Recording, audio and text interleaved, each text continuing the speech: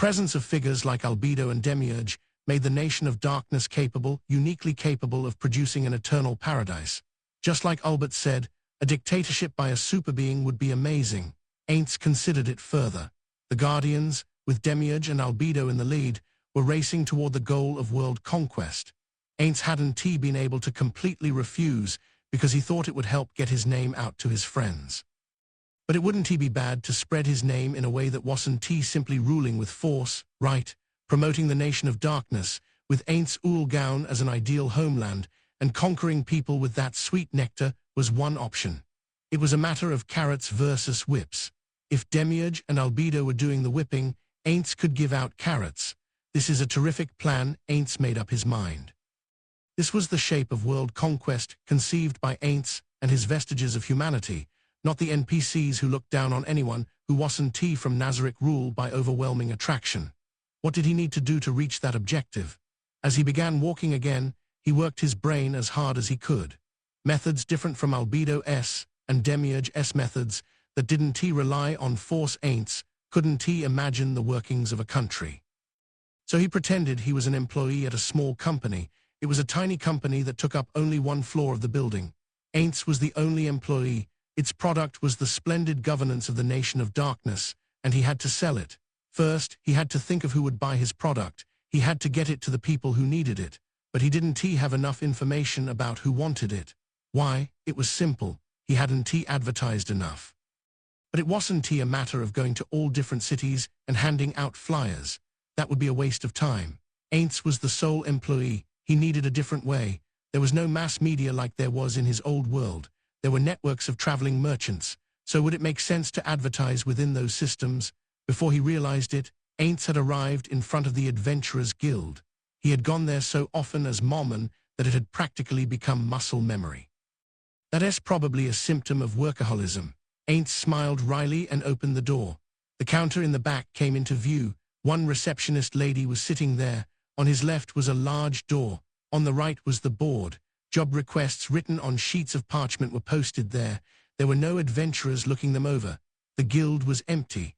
It was impossible to compare it to the times he had visited as Mormon. Ignoring the receptionist watching him wide-eyed, Aints stood before the sheets of parchment. He still couldn't read the writing, but he had memorized a few words. Among them were words for time. A quick look told him the only jobs available were old ones from about a month ago. In other words, there weren't many urgent requests. It was mostly recurring tasks. You at the desk. There aren't many jobs posted. Aren't there any new requests? No. What else there is all we have, Your Majesty. Were there fewer adventurers around because there were fewer requests? If so, that was Aints' doing.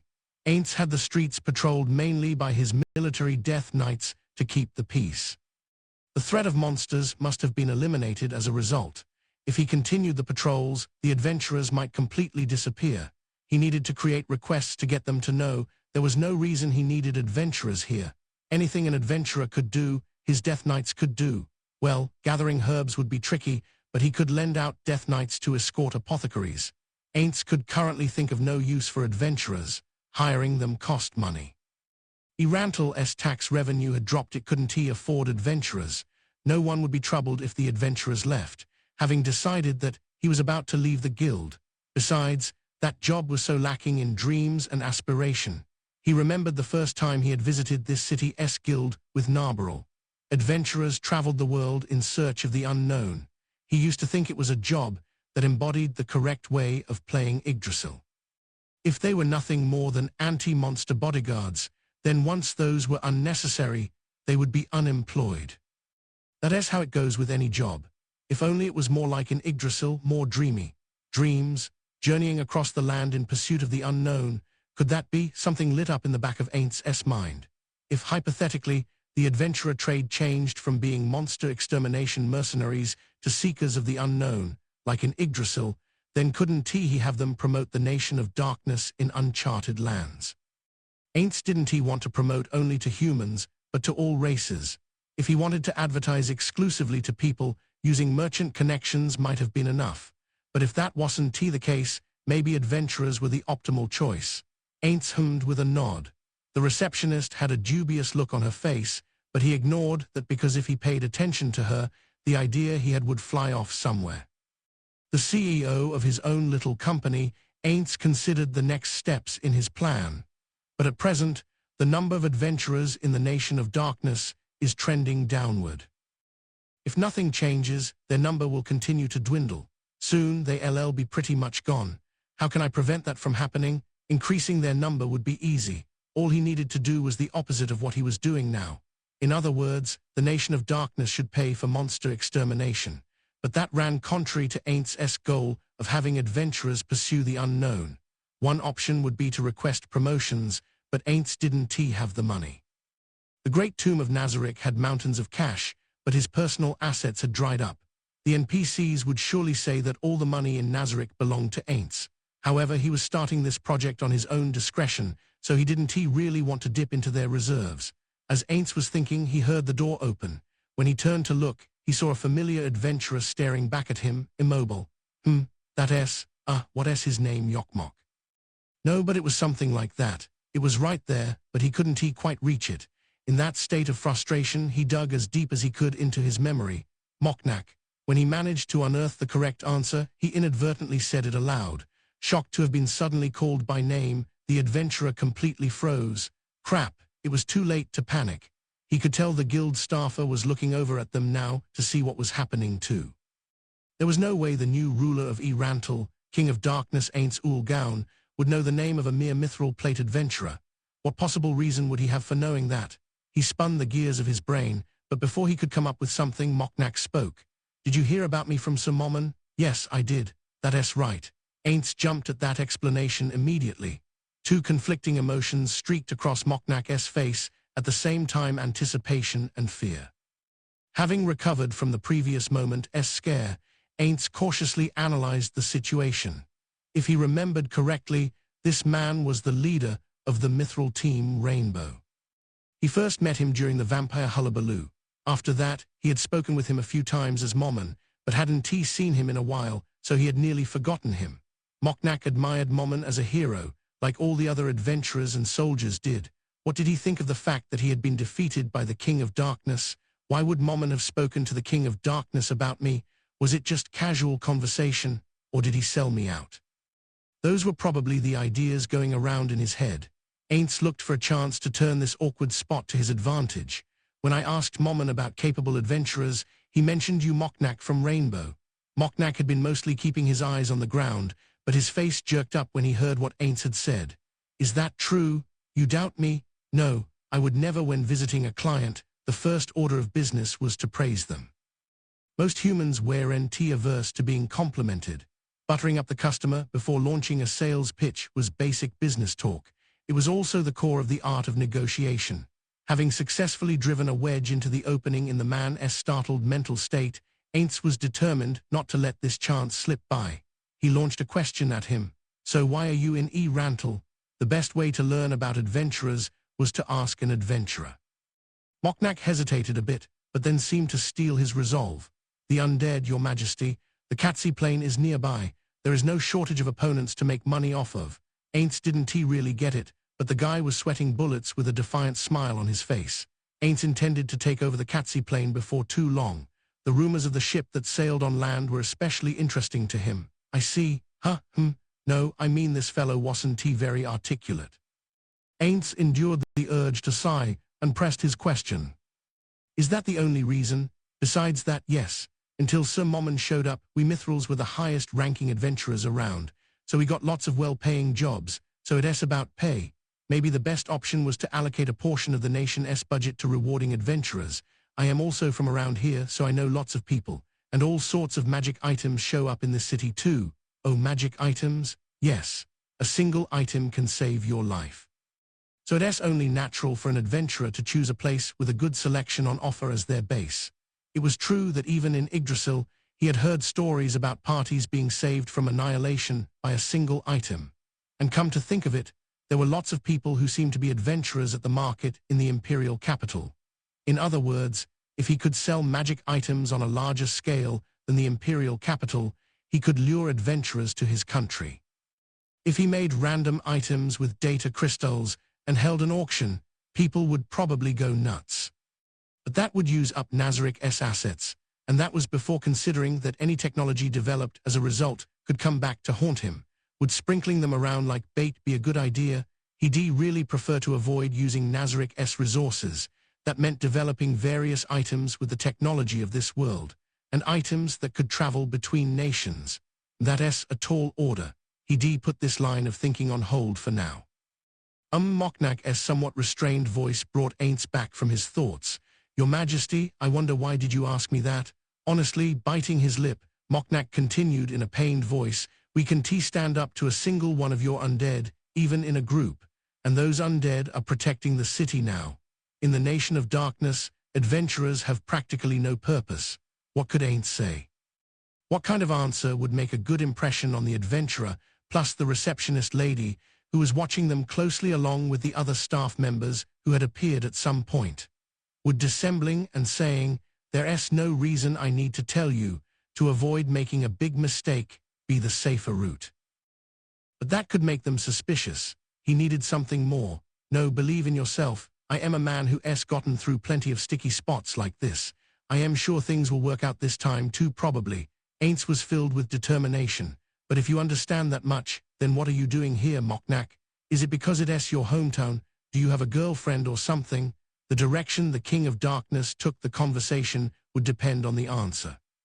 Before I tell you why, answer my first question. Why are you in this city right now? Because Moknak trailed off. Then, though somewhat nervously, yet with a resolute expression, he said, because of Sir Momon. If Sir Momon is staying here to protect the city, someone like me, someone who was born here, can very well run away. It'd be so lame. That instant, Aints smiled. Though he was slightly acquainted with the man as Momon, Aints was surprised that he was so open. I see. Then I'll answer your question as well. He left a weighty pause, and then continued in a dignified manner, because of Momon. I wanted to know what adventurers with the potential to become like Momon desire, what they ray after. Moknak's eyes opened wide. Aints heard a few of the staff members gasp. Momon is strong, but more than that, he's a noble man. Saying it himself was awkward, but he couldn't help it, since those were the characters he was playing. And I see in adventurers the spark I see in Momon. Perhaps his regular rehearsals were worth it. When he finished making his powerful remark, it was like a bolt of lightning struck the ground behind Moknak. But Momon is a supreme being, only a chosen few can reach his level. There's no way we could be like him. Are you saying Momon doesn't have an eye for potential? What? Did Sir Momon say we have that potential? Not in so many words, but Aints performed the laugh he had practiced, a kingly laugh. He made it seem like he thought it was funny, even if it wasn't, even if you don't reach it. What about your child? Or your grandchild? Perhaps someone like Momon will appear among you. I am an immortal being, the king of the Nation of Darkness. It's only natural that I would work toward getting the next Momon to pledge his wholehearted loyalty to me. That is the purpose I see in the Nation of Darkness as adventurers. Well, there is another purpose, but I haven't quite figured it out yet, so allow me to omit it. The area fell deathly silent. Did I say something wrong? Doesn't this guy adore Momon? Aints was getting anxious when Moknak bowed deeply. Your Majesty, I am grateful for the opportunity to have met with you like this, and to have heard some of your thoughts. When Moknak lifted his head, the earlier impressions of anxiety, fear, and suspicion had faded. He was wearing a cheerful smile. You ray a formidable man. The charming charisma you possess is even greater than your immense magical power. I am glad, too, to have met one of the excellent adventurers I am hoping to win over in the future. Moknak's face relaxed slightly, in a happy way. But Your Majesty, the Adventurers Guild has always been uninvolved in politics. I am the same way. Do you think you can change our minds? That was my goal in coming here. Not that the idea is set in stone, yet you at the desk. Tell the Guild Master the King of Darkness is here to see him. Why yes, Your Majesty. The receptionist, who had been listening intently, dashed off. Then if you'll excuse me, Moknak, completely changed from when he had first entered, bowed politely and took his leave. Okay, now what? There were 3 important points to Aints' half-formed idea of using adventurers to spread word of how wonderful the Nation of Darkness was. The first was strengthening the Adventurers Guild. Acquiring an organization with only a dozen people in it wouldn't mean much. The second was training them. Weaklings wouldn't be able to travel very far. And if it took too long to share the news about the greatness of the Nation of Darkness, there wouldn't be as many benefits. The third was that he needed good-willed cooperation on the previous points. He figured he could probably pull it off with Momon, but having Ainzak's voluntary commitment would make things easier. First, I should negotiate with Ainzak to solve this third issue. But making a presentation with no data was rough. His stomach hurt. All he could do was hope the guildmaster was out. But the receptionist said, "Right this way," when she came back. Ainz looked up at the ceiling before following her. Ainz traveled down the hallway he had walked many times as Momon. He was led into a room farther back, used to receive visitors, not the guildmaster's office. There he met Guildmaster Pluton Ainzak, a man in the virile prime of his life with sharp features. Momon knew the man and had even been dragged to an adult establishment by him before. But for King Ainz Ul Gaun, this was their first meeting, so he had to be careful how he acted. "What a surprise, Your Majesty. I am overjoyed as a citizen of this country that you would grace our humble guild with your presence. It may be a shabby place, but please take a seat." Ainz accepted Ainzak's offer and sat down. Fifth stood behind Ainz. There were 3 angels in the room. The rest waited outside. "Really, I should be the one visiting you, so I thank you for coming." Ainzak had taken a knee and now bowed his head. The attitude made Ainz wince. The tone of the man's voice was totally different from when he dealt with Momon. It was warm and polite, but only that. When Ainz realized it was only business talk, he smiled wryly, not that his face moved, of course. Ainz shifted his gaze to the other door in the room, the one he hadn't entered through. It was the door to the guildmaster's office. If he was Momon, they would be talking in there. So the fact that they were in the sitting room made him feel like there was a barrier between them. "Is something wrong, Your Majesty?" Ainzak had raised his head and was looking at Ainz. Ainz had focused too much on the other room and neglected him. Ainz scoffed at himself for his foolishness. He was only laughing at himself, but Ainzak's expression stiffened. Ainz hated himself for being rude, but the King of Darkness couldn't very well apologize. He decided to try to move the conversation forward and leave things vague. But what was the proper way to behave with the guildmaster? Ainz was only just starting to feel out his role as king. He had no idea how to interact with the head of the Adventurers Guild. He eventually decided to go with what he thought might work. "You may have already heard, Ainzak, but I have a proposition for you. My humble apologies, Your Majesty. I am afraid I haven't heard, so if you would be so kind as to explain from the beginning from their exchanges when he was Momon." Ainz knew that Ainzak was a shrewd man. He could tell a lie with a straight face. It seemed like there was a fairly good chance he already knew what was going on. Perhaps that was why he didn't appear at all surprised to see the angels. In that case, they could cut to the chase. Ainz spoke frankly. "I am absorbing this guild into the nation of darkness." "I see. I am sure no one will stop you." "Oh, I heard that adventurer guilds don't align themselves with any nation. Don't you care? Everything will be as you wish, Your Majesty. We exist under the rules of your country. If you decide to rule the guild, I cannot protest." Ainz chuckled to himself. It seemed like Ainzak noticed. The emotions deep in his eyes seemed to waver slightly. "That's true, but I imagine your plan is something like this, right? You'll tell all the adventurers to head to the kingdom or the empire. Then you'll hand me an empty shell of an organization." As Ainz stared at him, Ainzak shrugged as if to say, "So you've already thought that far ahead. Your Majesty is as brilliant as I expected. Adept at not only ruling and governance, you can even see through our thoughts. Did you use a spell to read my mind?" "I didn't use any magic. It is simply experience. Because you've lived a long time." "Dear me, what a formidable man you are. What will happen to me then?" "Nothing. I want thank you. I don't need your thanks. I want you to listen to me. The reason the Adventurers Guild didn't work for the country was because it existed to protect the people. That's why it never gets involved in fights between people. That's what I've heard. Is it correct? Your Majesty, what you say is true. Even when you occupied the city, we didn't put up a fight. There was that Momon fellow who stood in my way, though. Yes, Ainzak groaned. Well, nothing good would come of forcing him into a corner. Ainz moved the conversation forward, taking care to defend Momon. "We can let that go. Besides, we were cooperating on one matter, the peaceful rule of the city." Ainzak looked like he wanted to say something, but Ainz continued without reacting. This was the most important part. He had to convince Ainzak to cooperate on a friendly basis with the Nation of Darkness. Ainz recalled all the gripes and grievances he'd heard as Momon. "All right, I wonder about part of what you said earlier. You agreed that adventurers exist to protect people, But how far does your definition of people extend? What do you mean? Ainzak's expression showed he didn't understand what Ainz was getting at. Does people mean humanoids, or just humans? Are elves, half-elves, and the other races living alongside humans included? Well, sure they ray included. That is strange. In the Empire, elves are slaves, right? Does that count as protecting them? They aren't criminals who broke imperial law, right? Ainzak lowered his gaze. Then he looked back up at Ainz. I am one guild master from the kingdom. I can claim to know what their philosophy is in the Empire. Trying to escape with a vague answer, Ainzak's eyes widened. Flames of fear blazed deep within. Your Majesty, I was being sarcastic, so it wasn't the truth. Then I'll ask again. Are you trying to get out of this with a vague answer? Ainzak looked down. It is as you say. You say you protect elves and half-elves, yet you don't. Why is that?